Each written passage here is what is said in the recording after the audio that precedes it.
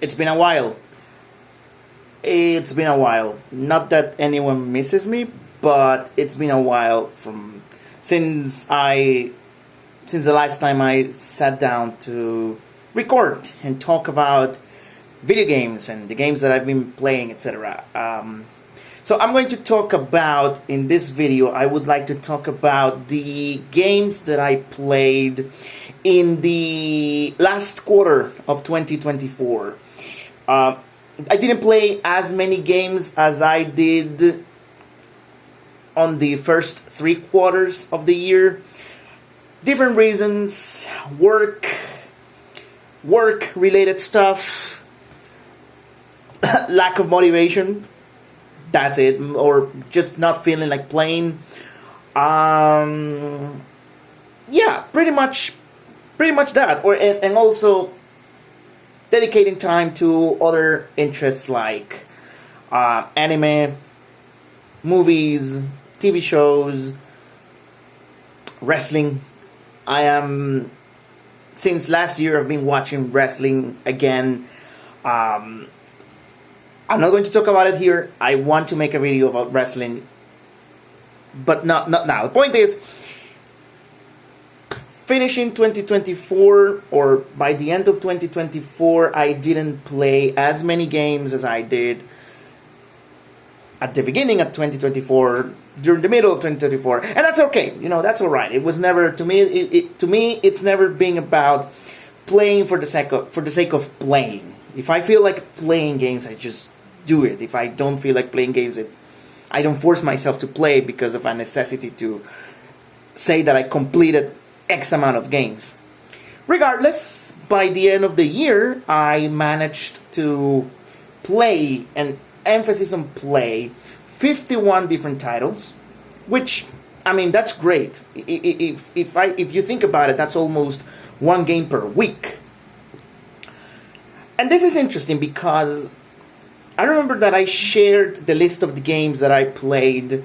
I shared it on Reddit, and I got a couple of comments of, dude, that's crazy. That's crazy. You played 1 game per week.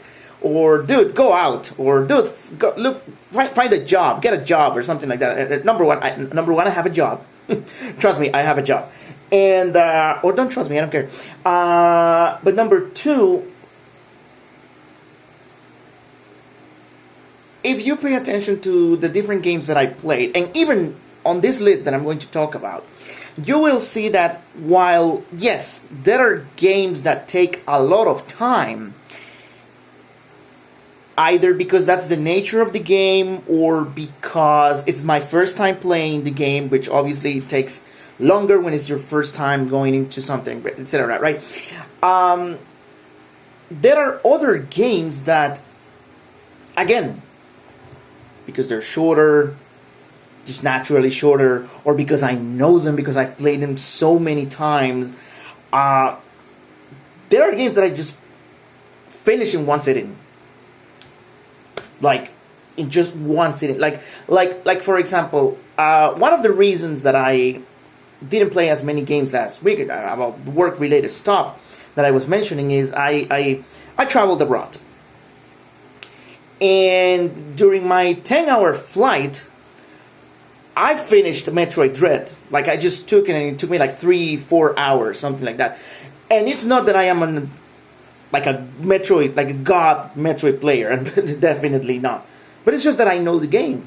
I played so much that, and so the same thing happens here. There are many games from those 51 out of those 51 games that I played last year that they took me an hour, 4 hours, 2 days tops.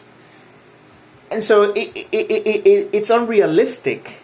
Well, maybe not unrealistic, because depending on the games that you play, etc. But point is, no, I did not play 1 game per week. Regardless, that's just me rambling. Let's actually talk about the games, because I am really excited to talk about this. Okay, first of all, I'm going to talk about the games that I played but did not finish, because I think that's another factor. Not every single game that I play, I finish.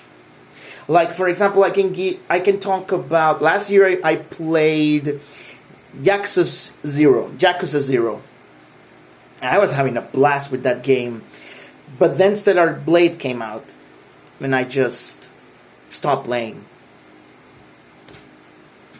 And I never returned. That's it. That's literally it. I don't have a good reason. BioShock. And trust me, I was enjoying my time with BioShock. Like, really, really, really enjoying my time with BioShock. But I didn't finish. I think I'm on the last chapter. I think. It was my first time playing the game. But I just never returned to it. And one of the reasons is that, in general, I've never been a fan of first-person shooters. So, obviously, that type of gameplay is not appealing to me. And, like, even now, if I think about, man, if I think, like, dude, you should really go and finish that game. when I visualize myself playing the game, I'm like, later. Later. And that's why I haven't finished BioShock. But I feel like I've played enough that I feel compelled to talk about the game or to include it on that list of the games that I played in 2024. Whatever, I feel like I've been rambling too much. Alright, so I'm going to mention the games that I don't have physically here because I have digitally either on my Switch or on my PlayStation or whatever. First of all, Mega Man 8. Mega Man 8, I love Mega Man 8. This is a game that really reminds me of my childhood. This is a game that I played all the time on my PlayStation 1, on my old PlayStation 1, which I still have there. I remember that so back in the day, I didn't have like original games. I had to rely on burned copies. My PlayStation was, how do you say that in English? Point is, my PlayStation could play burned copies, right? And so I remember that there was this collection, because I don't know if there's like an official physical release of this, but it had Mega Man X4, Mega Man X3, and Mega Man 8, which is a strange combination of games, but that's what it got. And I really liked it. I really liked Mega Man 8. Man, I really like Mega Man 8. The music, the levels, definitely not the voice acting, right? Like, definitely not the voice acting. But even then, thinking back and looking at those cutscenes, at the time, when I would play that game, since I was a kid, or considering that I was a kid and that couldn't speak English, the voices were just gibberish to me, right? Because I didn't understand what they were saying. So even if it had been like really good voice acting, for me it would have been the same. Because at the time, like I said, I didn't speak at the time. I didn't know how to speak English. So good voice acting, bad voice acting, it was all gibberish to me. So whatever, right? But the level design is great. It's really cool that you finish the first 4 levels, right? You face Tenguman, Iceman. Is it Iceman? Is that how it's called? Iceman? Yeah, Iceman, Grenade Man, and Clown Man. And then you have this middle interlude chapter where you fight Duo, and then you unlock the final 4 stages, and those are Aquaman, or Bubbleman. Aquaman. It's Aquaman. I'm Aquaman. Yeah, Aquaman. That's great. Astroman, Swordman, and Searchman. And the really cool thing is that because you have this division, right? It's a must that by the time that you reach the last 4 stages, you have the 4 power-ups from the previous stages, right? Like you cannot skip them, right? You need to, in order to unlock these 4, you need to beat these 4. So it's really cool that they use this design the stages in here, right? And so you have to use the thunderclaw to swing around in the jungle stages, or you need to use the flash bomb to light up some dark areas, and so on and so forth. Is really, really cool because it means that they really thought about the design in those stages. So I really like Mega Man 8. I think it's a really, really, really good Mega Man game. Not that I'm an expert, but I really like Mega Man the game, and it's one of those few games where I can say nostalgia is a factor. So yeah, loved Mega Man 8. Yeah. Then I played but did not finish Legend of Zelda: Link to the Past. And the reason I did not finish is because my subscription to Nintendo Switch Online was canceled. Like it expired, and I have not renewed it. I started playing this game, I think, the last week of December, and first time playing Link to the Past, believe it or not. So first time getting lost, trying not to use guides, trying because I did in a couple of moments where I just didn't know where to go. Didn't have time to finish. I am planning on definitely, as soon as I renew my subscription, I don't know when that's going to be, but I am definitely going to finish that game because I was having a blast. I was having a blast with Link to the Past, and so I really, really want to go back and play that game because holy shit, it was really, really good, and I was really enjoying my time with it. The other game this is a game that I tried but did not finish. On Black Friday, I bought for really, really cheap. I bought the Ace Attorney trilogy. This is a series of games that I've always been interested in, yet never played before. Either because I didn't grow up with the consoles to play them, or because I don't know, it wasn't like a priority or something like that. And so I got them really cheap. I think I paid what? $9 for the trilogy on the Nintendo Switch. Could have been less. I am not sure, but I know that I was like, okay, that's cheap. I'm gonna get them. And I played the first couple of trials. Dude, I really like that game. I am really enjoying my time with that game. I like how meticulous you have to be. You have to pay attention to the clues. I love how you must really pay attention to the dialogue. And as someone who works with language, it's interesting, right? Especially since English is my second language, and I have this theoretical relationship with English, right? Where to me, since it's not my mother tongue, to me English is always going to be like this puzzle, right? The way I think about English, it's like a puzzle. I'm always thinking about the words and the position that they need to take in order for the sentence to make sense, etc. That's me. Just point is, I like that I have to pay attention, like to really pay attention in order to the language itself, in order to correctly progress to the story and the trial, etc. Really, really nice. I really, really, really, really liked it. And finally, the other game that I played digitally was Mushroom Quest. So Mushroom Quest is a game, it's a puzzle game. And it's a game that I spent like $1 for on the Nintendo Switch. It's a game that you can finish in, 2 hours? Probably less. I know that it took me like 3 hours to completely finish the game.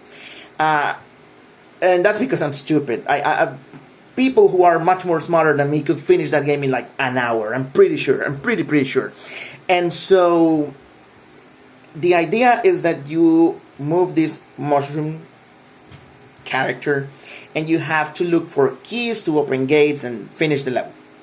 That's it. That's it. It's pretty simple, but it's really cool. Like, it's $1. If you can find it, go ahead, play. I even bought it on a bundle that had some other puzzle games. And again, the bundle with 5 games was like $1. So that was like, whatever, let's get it. Okay. Now, on to the games that I have physically here. I'm going to start with this one. Middle-earth: Shadow of War. So, on Black Friday, I paid like $7, $7 for the definitive edition of this game on the PlayStation 4. So I got the game with all DLC, all extras, all right.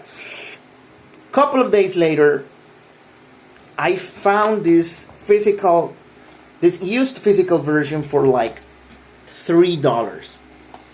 And I was like, fuck it, I'll get it. Fuck it, I'll get it. I'll add it to the collection. Plus I have Shadow of Mordor physically too, so I thought it would be nice to have them both on physical. Doesn't matter.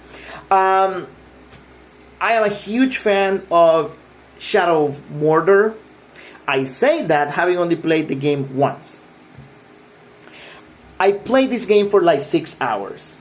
I stopped because I moved on to other games that I was a little more interested to playing at the time. But I definitely want to go back to this because I really, really enjoy the gameplay in this game. The Nemesis system is freaking awesome. Exploration is amazing. Combat is fluid. Combat is dynamic. Combat is just fun. That's the best word that I can use to describe the combat in these games. It's fun.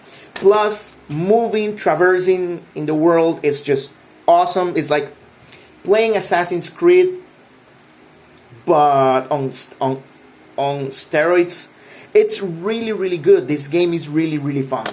And for $6, yeah, you can't go wrong with this. I definitely am planning to go back to this game and spend more hours in this because this really, really cool. Okay, I played also.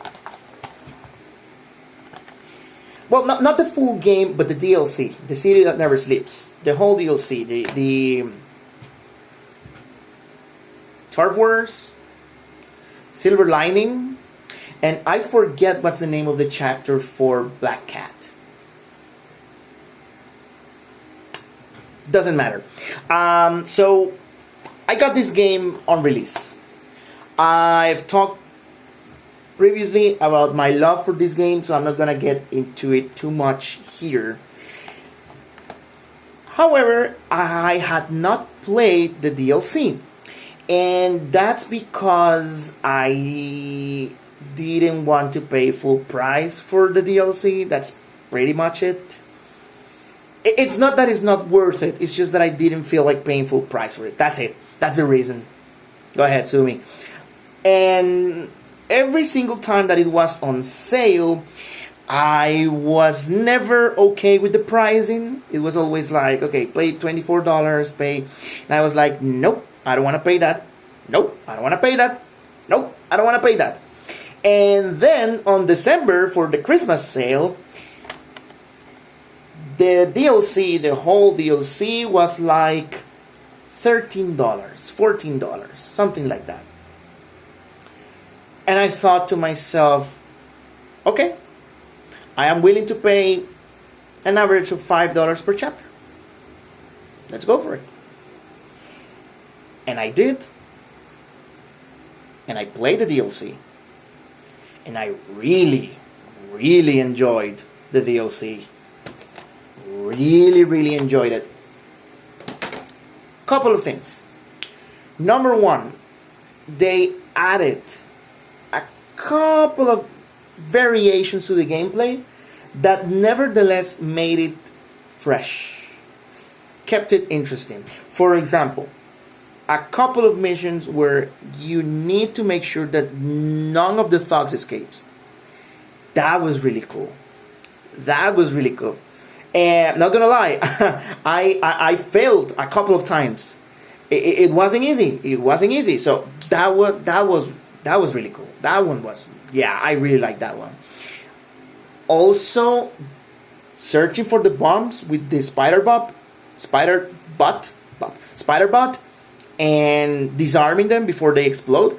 Really, really nice. Really, really cool. I like the idea of having to pay attention, right? Having to pay attention to the environment, to the sound key in order to locate the position of the next bomb, etc. I really like that. So it was the little things. There wasn't anything like mind blowing. It was the same game, but with little variations that kept it interesting, that kept it different enough from the base game that I thought. And not only that, I thought it was even more interesting than Spider-Man 2. There, I said it. I don't hate Spider-Man 2, but Spider-Man 2 didn't do anything for me. Other than Venom, than the 5 minutes that you play as Venom. By the way, spoilers for that. The game just didn't resonate with me in the same way that the first one did. But that's neither here nor there. Point is, I really like the DLC. I really, really, really liked the DLC in the first Spider-Man game for the PlayStation 4. Really, really cool. Like, really, really cool. Okay. So, I talked about on my last video that I finally got to play some of the Zelda games. And so, I just realized that I picked the wrong case. Like, I picked the wrong case. So what I'm showing you here is Echoes of Wisdom, which I have already finished, but not in 2024. I finished this in January. This is a stand-in. This is a stand-in for Link's Awakening, right? So imagine that this is Link's Awakening. Link's Awakening. That okay? All right.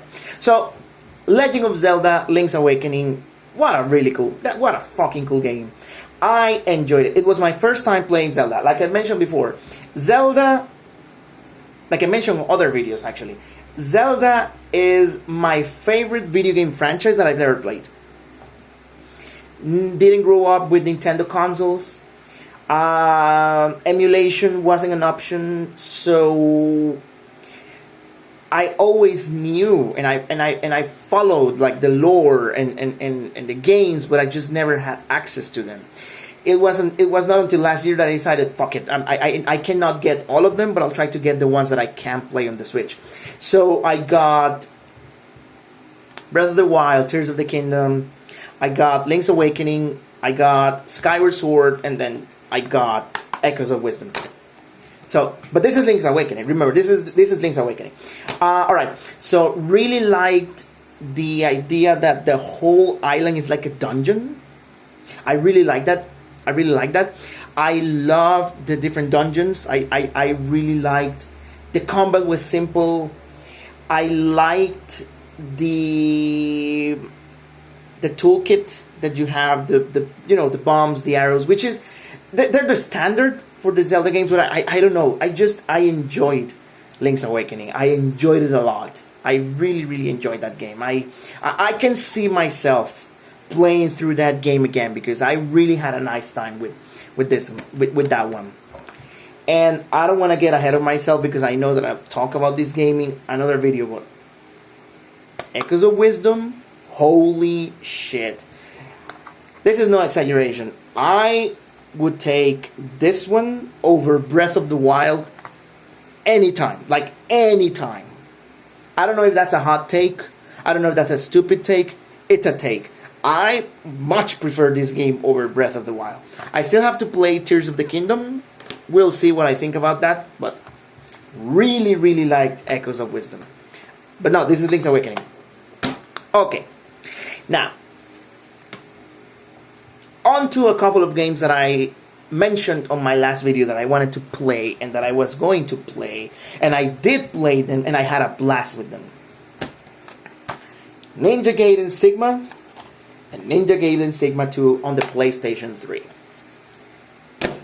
And yeah, I saw the remake for the PlayStation 5 of Ninja Gaiden Black 2. Holy shit, that one looks great.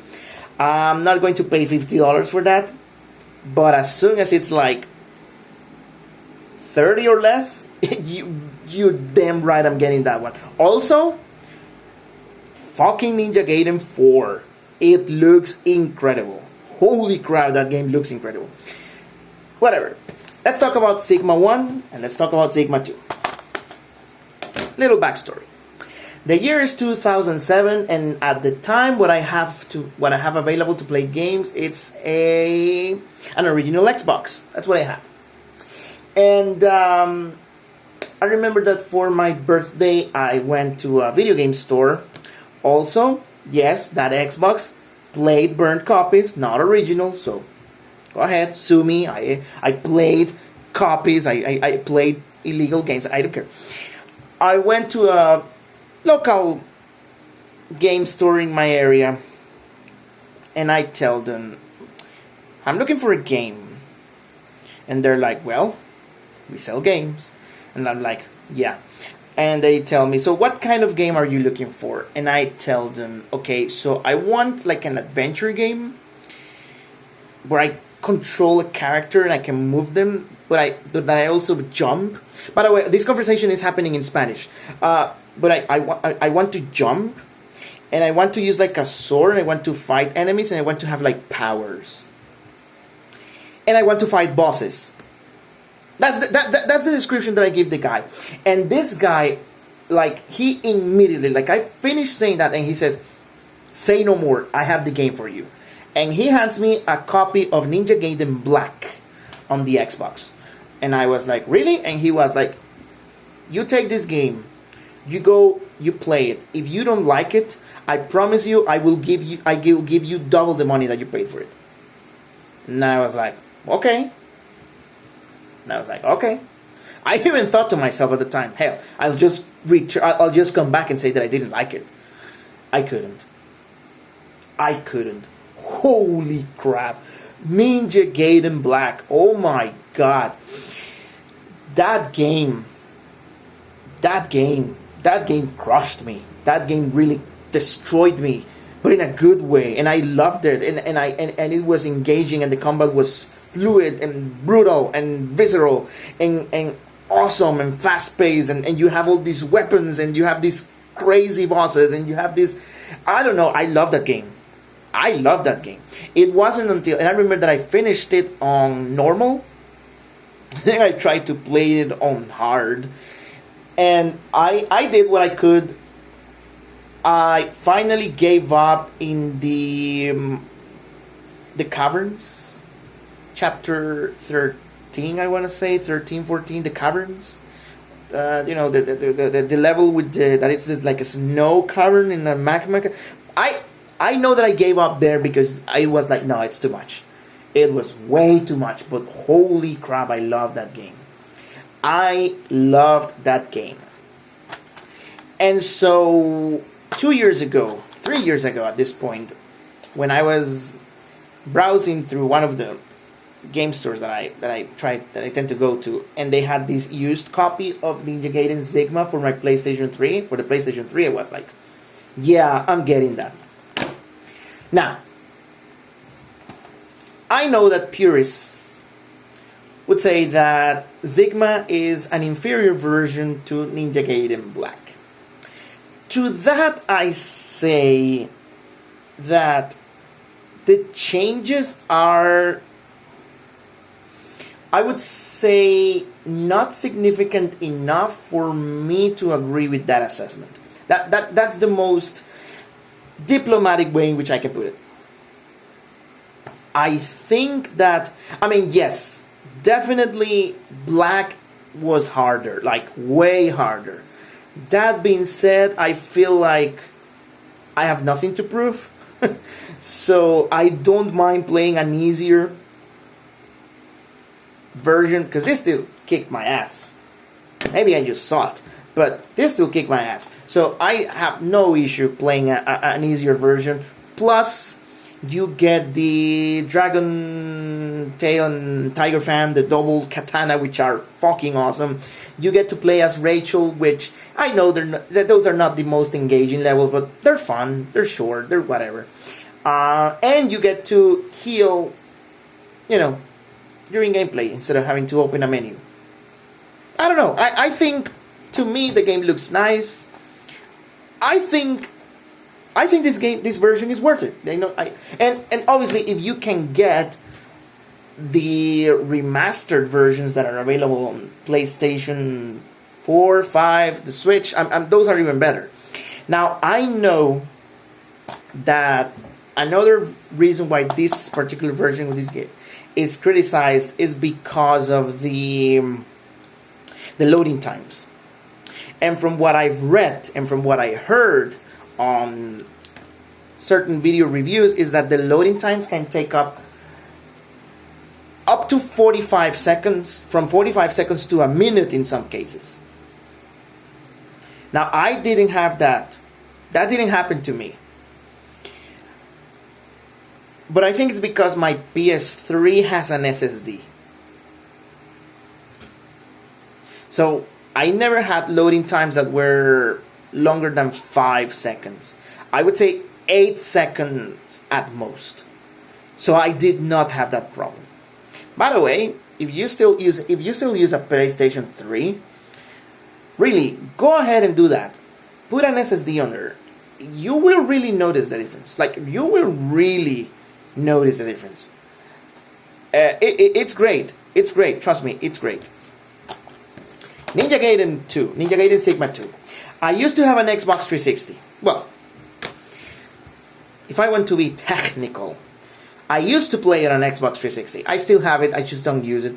And one of the first games that I bought, one of the first, like, legit original games that I bought was Ninja Gaiden 2. Reason? Well, I just told you that I loved Ninja Gaiden Black, right? So when I found out that there was a Ninja Gaiden 2 for that Xbox 360, and I had an Xbox 360, and I was like, oh yeah, I'm getting that game. Oh my god. When it comes to the story, I couldn't give 3 fucks about the story in these games. I don't play these games for the story. Evil samurai, undead samurai, steals a sword, does bad things. Evil acquaintances want to revive the devil, and they do bad stuff. I don't care. Like, this is not me like bashing the games. It's just that I really don't care about the story in these games. I just play these games because they're fun. Like, really, I just play these games because they are fun to play. I spent so many hours in Ninja Gaiden 2 because at the time I had only at the time, this is what, 2010, 2011. I had that Xbox 360, and the only 2 games that I had were Ninja Gaiden 2 and Dante's Inferno, and that's it. So I would play and replay and replay and replay and then replay them more constantly. So last year when I saw this game, this version for the PS3, when I saw it for like $5, I was like, oh yeah, give it to me. And again, I know that there's criticism for this version of the game in comparison to Ninja Gaiden 2. Again, all I'm gonna say is that the differences do not... Like, I couldn't care less that this one has less blood. Like, I don't care about that. I mean, really, I don't. I do admit that it sucks that it cannot have as many enemies as the 360 version. That I can agree that that's not really cool. But yeah, really fun game. Now, objectively speaking, I can agree that the first one is better than the second one. However, I personally enjoy playing the second game more. I find the levels to be much more enjoyable. I find something about the combat seems better to me. I really couldn't explain it because it's not as if they revamped or rebuilt the gameplay. It's basically the same gameplay, but to me, the second game feels better. And plus, the Eclipse scythe, I cannot lie. The Eclipse scythe is a huge reason why I prefer the second one over the first one. But regardless, these are 2 games that are really cool. If you enjoy action games, if you like games like God of War, Devil May Cry, especially games like Devil May Cry, Bayonetta, You can't go wrong with this one. I think I was watching a video analysis of Ninja Gaiden Black, where the guy, which was very eloquent, he put it like this: the Ninja Gaiden games, they don't have like a huge, like a high ceiling in terms of skill. The games don't have like a huge ceiling, but the floor, the level, the basics, that's where the game shines. If you don't master the basics in this game, you're going to get demolished. Like on Devil May Cry, for example, if you play Devil May Cry, if you don't learn how to do the combos, how to be flashy, right, how to unleash all those epic combos that you can do, well, maybe not you or me, but the really high skilled players out there, if you're not able to do those combos, it doesn't really matter. You can still beat the game doing your basic 4 mashing combo, right? 4 button mashing combo. That's okay. You can beat the game. You can be flashy in Ninja Gaiden. You can be extremely flashy, like really. You can be extremely flashy. However, if you don't master the basics, like if you don't master defending, if you don't master rolling at the appropriate time, if you don't master like jumping, etc., you are going to get murdered. You are going to get floored in this game. So I really like that. I really like that. Great games. I still need to play the third one. And I am definitely excited for Ninja Gaiden 4. Last game that I want to talk about, and this one's a huge one. So I was watching the Game Awards last year. I was watching the Game Awards. Now, let me say, I don't watch the Game Awards because I care about the awards themselves. Like, I couldn't give a flying fuck about the lists, about what they think is the game of the year, or what they think is the soundtrack of the year, whatever. I couldn't care less. That's not why I watch the Game Awards. I watch the Game Awards because of the potential for looking at great trailers. Cool? Cool.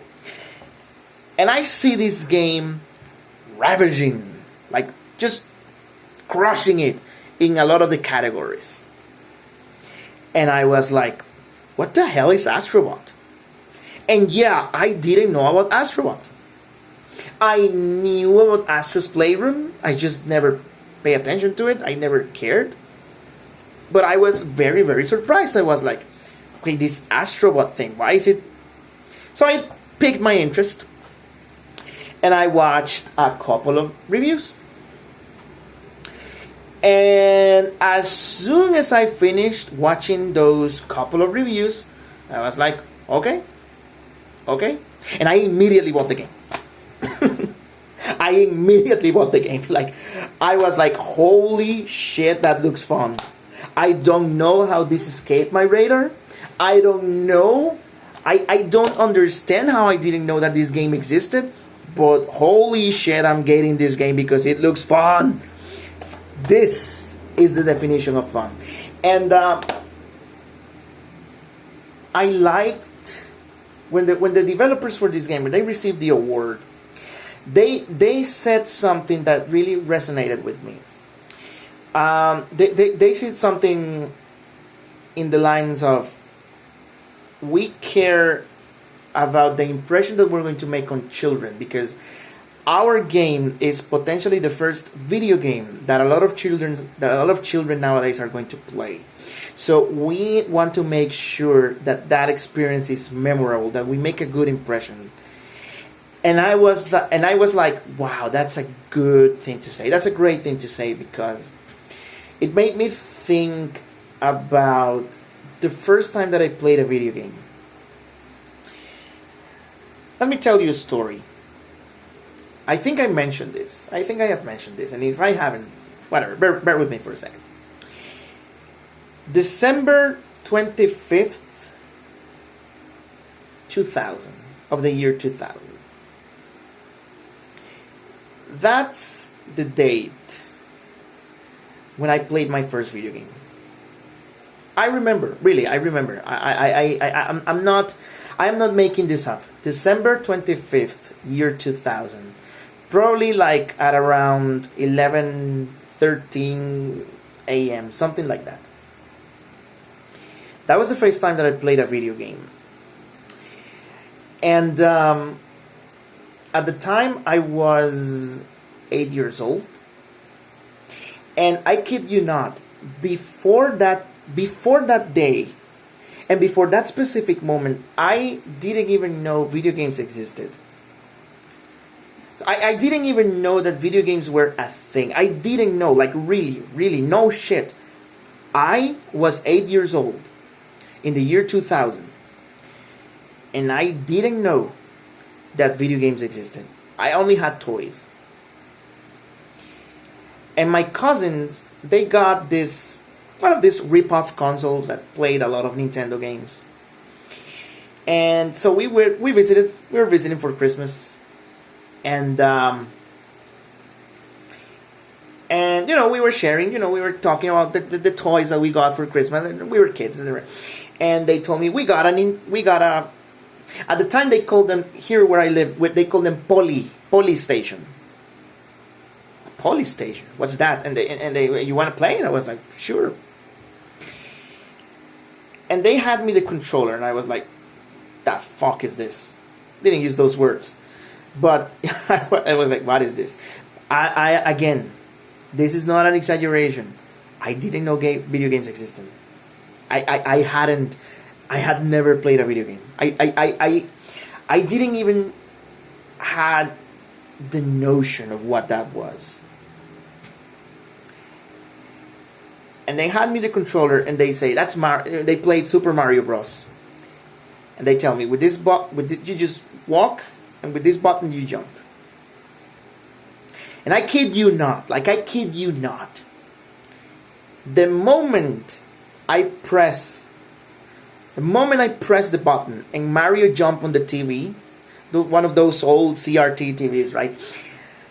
The moment I pressed and Mario jumped, I think that's why I remember that date, because that's the date, that's the moment where my world changed entirely. That's the moment where my world was simply turned upside down and completely everything that I had known up until that moment was a lie. Everything changed because I was controlling a character in the TV.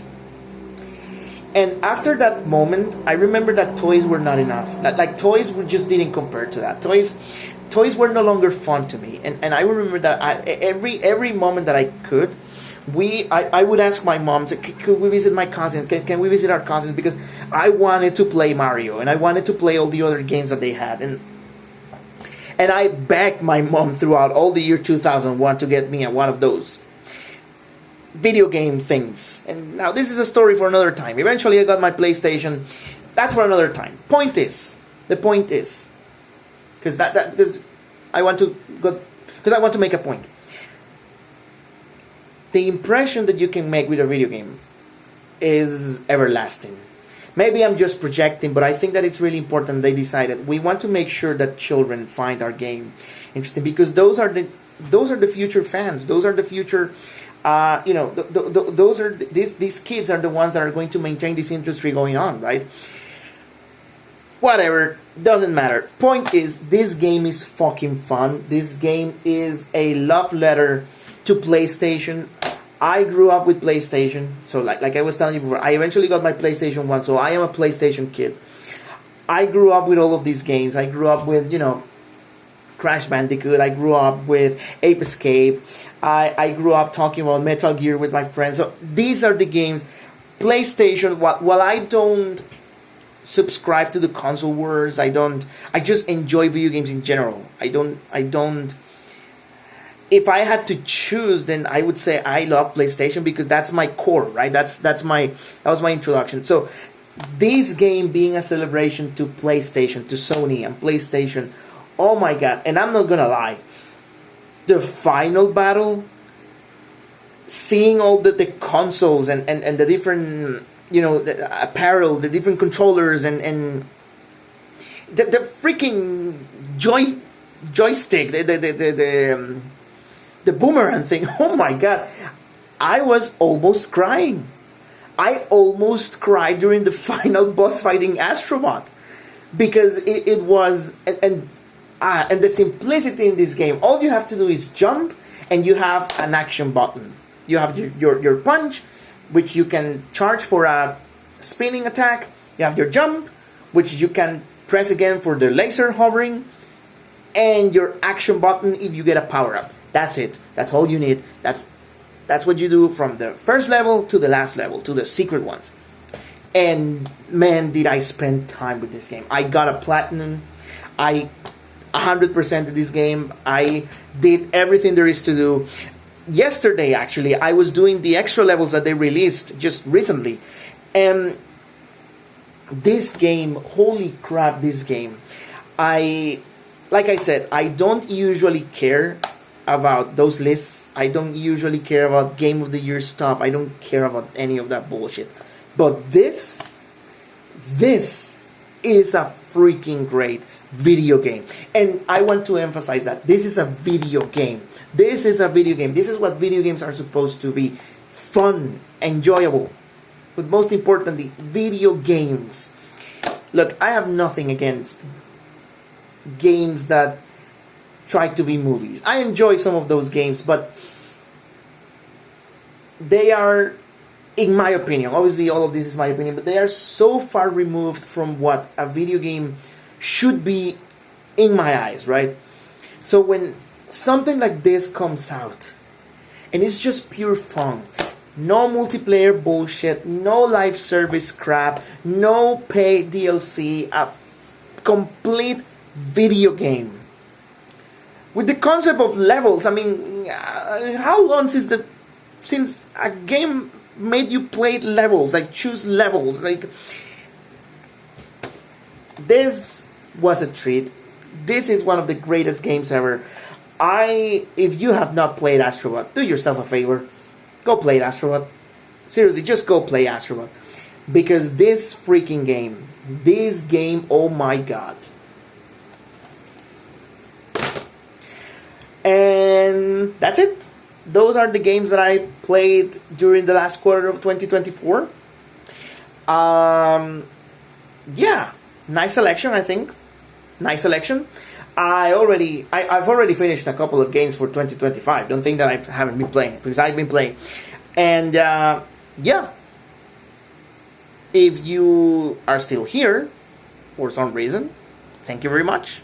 I hope you enjoyed my little talk about these games, and see you in the next one.